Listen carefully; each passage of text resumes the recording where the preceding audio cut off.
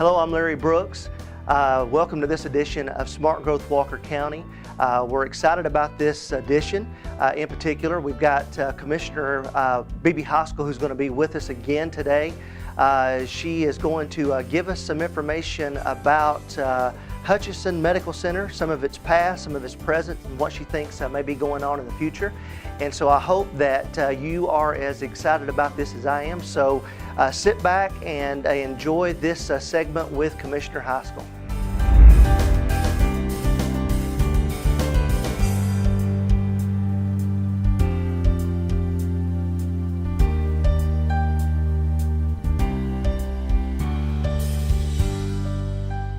Hello, I'm Larry Brooks, and I'm joined during this edition with by Commissioner Bebe Heiskell, Walker County Commissioner. We appreciate her being here.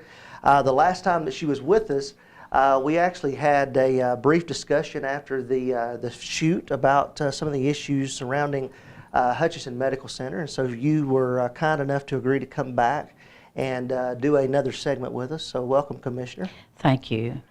You know, I have a long history with Walker County, and so did the Hospital Authority of Walker, Dade, and Catoosa County.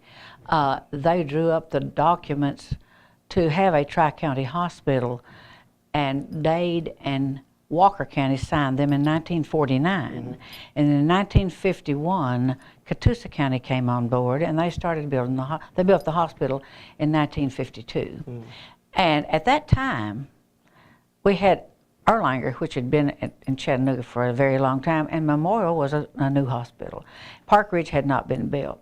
But these people in this community wanted a community hospital bad enough that they allowed their employers to do payroll deductions to help support the building of this hospital. That's amazing to me that you would have that kind of consensus with the workers to allow that to be drawn out of their checks. And you know, there's a lot of passion connected with having Hutcheson Medical Center in our community. Mm-hmm. And a lot of people are so very sad that it closed, and they're happy that we've got something here. And I am too, for a lot of reasons. But I was, when it started, Walker County levied 4 mills of property tax to cover the cost. And Dade and Catoosa, I don't know how much they levied, but they levied property tax. So let me make sure that we understand this and the viewers understand it. So right now we're about at 8 mills here in Walker County. When the hospital was first built, so half of that amount, that 8 mills that we're at now, actually would go straight to the hospital instead of going to the county to fund operations. That is, at that time, that was the only funding that they had for indigent care. But since that time, as the hospital became more and more prosperous, Walker County's millage rate dropped and dropped and dropped until it finally, they agreed to just drop the millage, that the hospital could function fine without the help of property tax. They were functioning well on the profits from the hospital.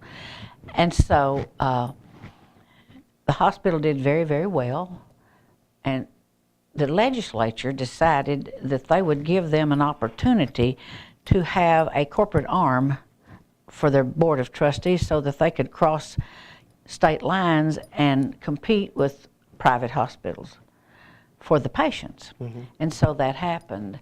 And at this hospital, and I don't know which other hospitals in Georgia, they said that the new corporate board would run the hospital and that the Board of Trustees had no authority to do anything unless the hospital failed.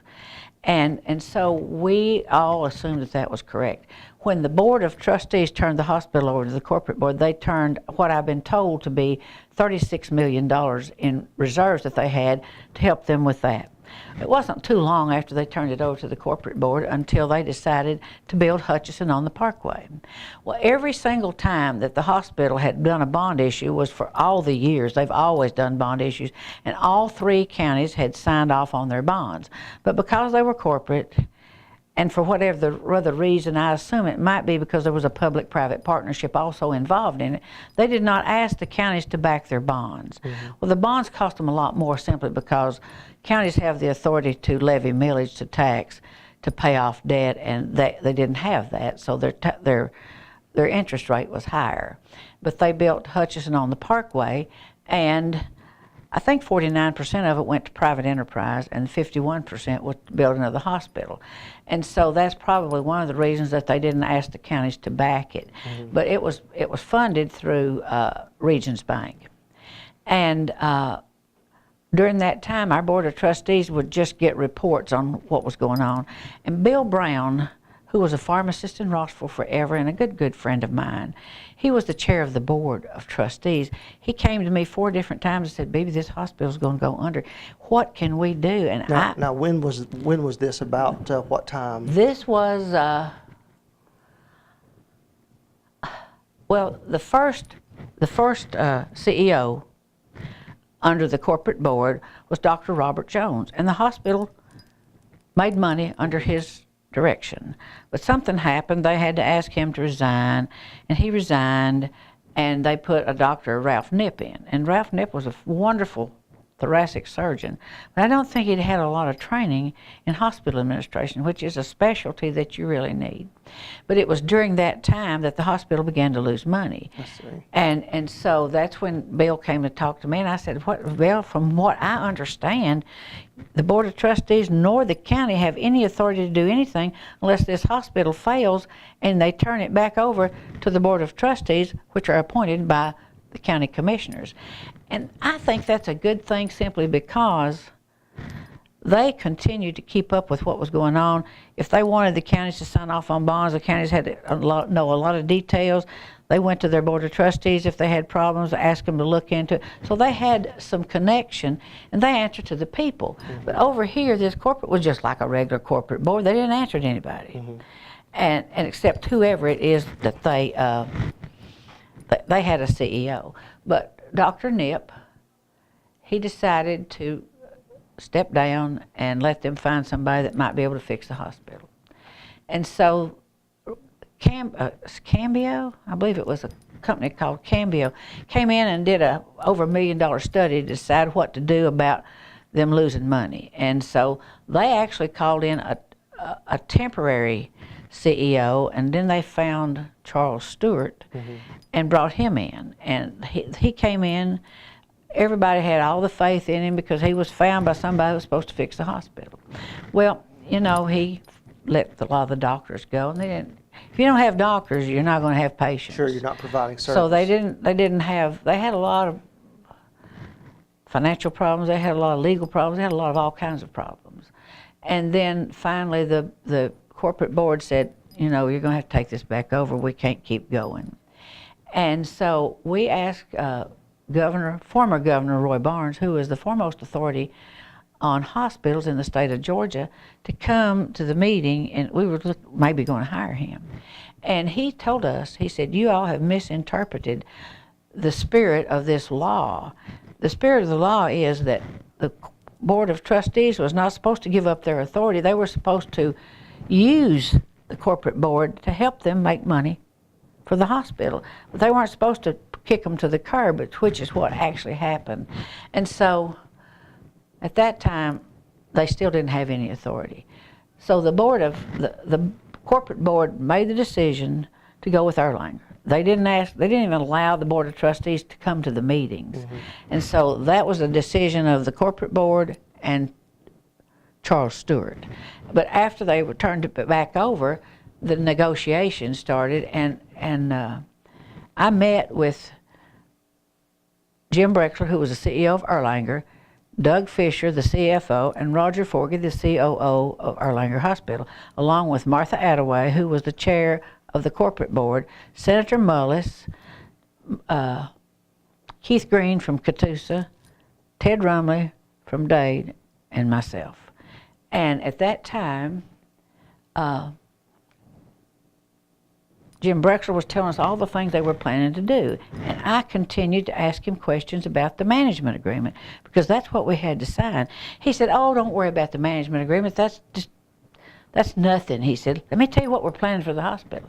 And I said, "That's the only thing that I have anything to do with. That's what I'm interested in." So I told him that, I said, "I want you to put on paper what you've promised." And they promised to put a new roof on, and it needed it. They promised to put in a new heat and air system, and it needed it. They promised to put in a new billing system, and they were having a really hard time billing patients because their billing system was outdated and didn't work very well. And 15 new doctors. Because we had to have some doctors. The doctors had all been sent away and had taken their patients to other hospitals. And you lose your patients and your doctors because the patients don't stay with the hospital. They go with their doctor. And so they were having like 5 bed patients a day, and it was getting really, really bad. And so I was the holdout, and I got all kinds of threats.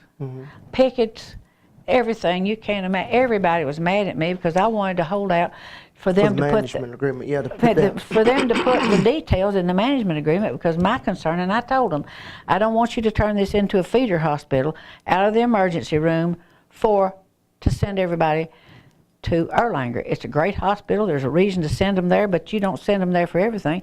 This is our community hospital, and we want to keep it that way. But they never really did it, and I ended up finally signing it anyway.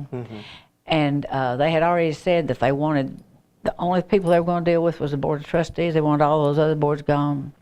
I kind of had to do that by myself, and I really felt deserted, but I did it, and I guess it hurt people's feelings, but that's what Erlanger they demanded it. Yeah, they demanded it, but Dade and Catoosa did not participate. I had to do it by myself, but that's me. I'm this sole commissioner thing, you know. But anyway, so they spent up the $20 million, and they really didn't make any changes, and the hospital started losing money again. And so the Board of Trustees decided that they could do better without Erlanger. So they severed their connections with them, and when they did, Erlanger sued Walker and Catoosa and the Board of Trustees of the hospital. And after that happened, the hospital took Chapter 11 bankruptcy to do a restructuring of the hospital. And they were pushed hard by, I think, both Catoosa and Erlanger to go into Chapter 7, which made the property much less valuable. But in the meantime, we have a cross-file suit in federal court. They've sued us, and we sued them back. And so when the bankruptcy's over, we're going to go back to federal court and hear this case. I pray they'll let me get on the witness stand. If there's any justice on this earth, we'll win that case. But I can't say that we owe them all this money until that case is settled, because I don't think we owe them money. Now, what's the amount? We owe them 8.2 plus a little interest, $8.5 million. We owe them 8.5 according to them, and Catoosa owes them 8.5. And that's all we owe them. We don't owe them all this other stuff that you might think that is accumulated. According to the attorneys, they say we owe them 8.5 maximum. And so they have destroyed the hospital. They have damaged the community. They have done a lot of hard things to get their way. And they're a good hospital. They've got great people there. I don't have anything personally against them, but they really have hurt our community, in my opinion. And I really hope that we'll win the case, but I'm not giving up. I can't stop fighting for this community, and I never will stop. Because I think we need, well, the things that have happened, if Apollo doesn't stay and they close it, it's going to cost us a whole lot more, because our ambulance service is going to have to go all the way to Chattanooga, which is 22 minutes longer than it takes to go to Hutcheson. It'll cost lives, it'll cost money, it'll cost this community even more than they have already paid. Yeah. And so I'm going to keep fighting to win this case, and I hope that we can. Well, just a couple questions. Do we know the timetable on the bankruptcy, when it would be over? No, we really don't. We thought it would be over now, but they put some things up for sale that didn't sell. And so they've got to sell everything. They got to, liquidate everything, I think, before it'll be over. And when it's over, then this case is going to come back up. And what about with Apollo? Now, how long is their management agreement in place for right now? Do you know? No, I don't, but I know that they're waiting on this bankruptcy thing to happen so that they can expand and do more things. The people that I've talked to that have been there like Apollo. We started out with a Prime, and they wanted to buy the cancer center along with the hospital, and Regions wouldn't agree to that, so they didn't come. They had already given us they had guaranteed a $20 million investment, plus they'd stay open as acute care for 5 years, and thinking that would work. The next thing I knew, it was something called People's Choice, where it was going to be a video out of Chicago where you talk to a doctor on video at this hospital. That didn't last but a day or two, I don't think. Yeah, And then, I don't think so. then Apollo came in, and they're working really well. Yeah. I've had people that have given us good reviews on that, so that's all I really know. I haven't been there, but it saddens me that we have had this happen. And yes, I think that the Parkway is a great place to put a new hospital. But I think we need to use the old one too. And I tried everything I could to get the Veterans Administration to take that hospital over, because we need a veterans hospital here. And so far that didn't work. So I don't know what the future of the hospital on the hill is going to be. And I don't think it's in my power to decide. But we do want and we do need a community hospital in Walker, So in this community. one of the things that Apollo has done has brought some of the doctors back into that facility. Is that correct? Yeah, well, they've got doctors. Okay. Are those people that they've brought in from outside the community, or are these some of the community doctors that maybe once practiced up there? I don't know.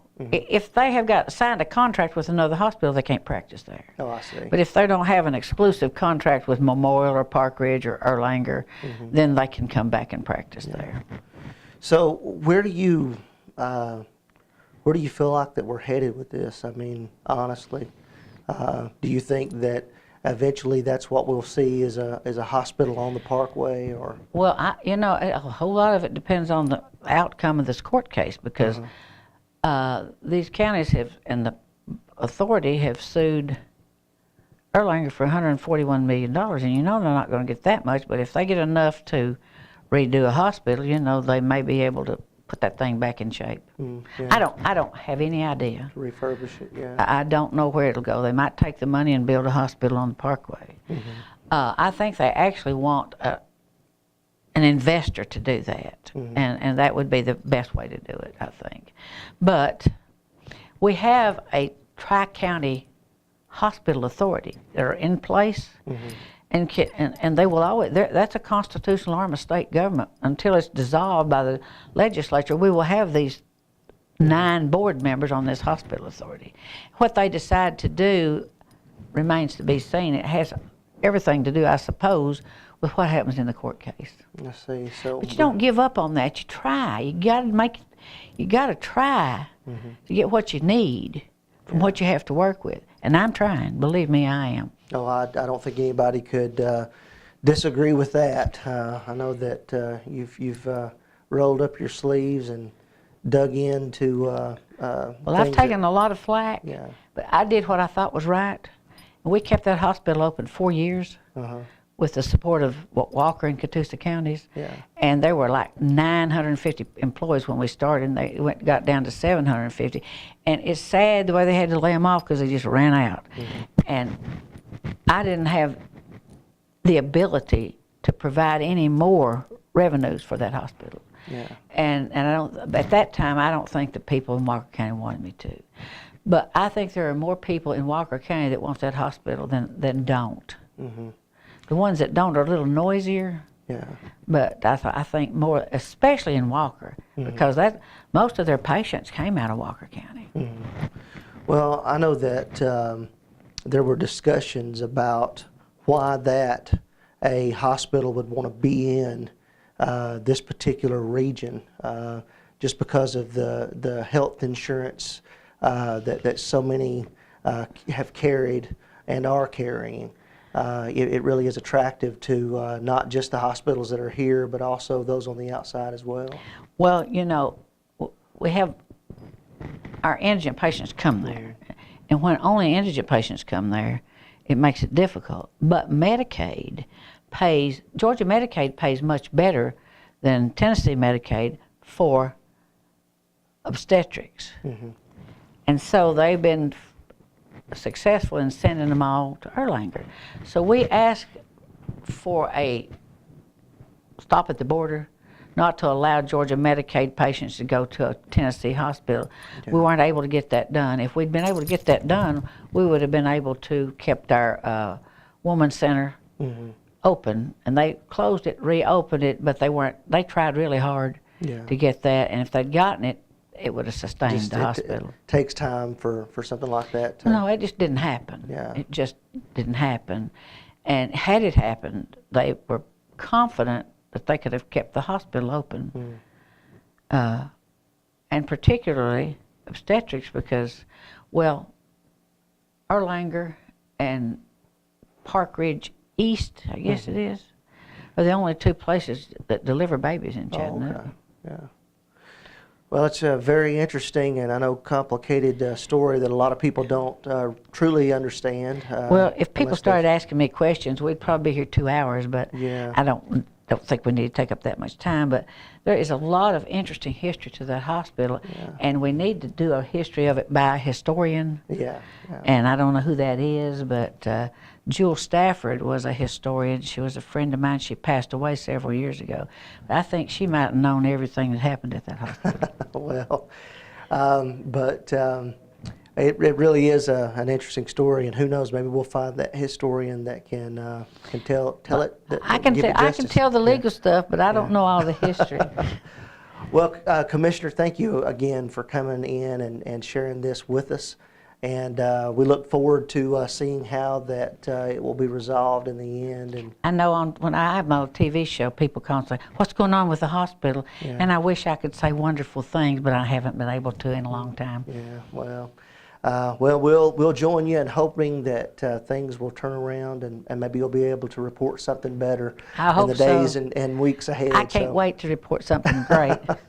Well, there you have it from Commissioner Heiskell herself. As to where we are, where we've been, and where we are, and where it looks like that we may be heading. But if you have particular questions for Commissioner Heiskell, you can always reach out to her at her office. The phone number there is 706-638-1437. I know that she'll be glad to answer any questions that you have. If I know the answer, I'll be glad to answer. Again, Walker County, thank you so much for joining us. And until next time, thank you so much. Well, there you have it, straight from Commissioner Heiskell. We hope that you have enjoyed this segment. Hope that it's been informative. And again, Walker County, until next time, thank you so much for joining us.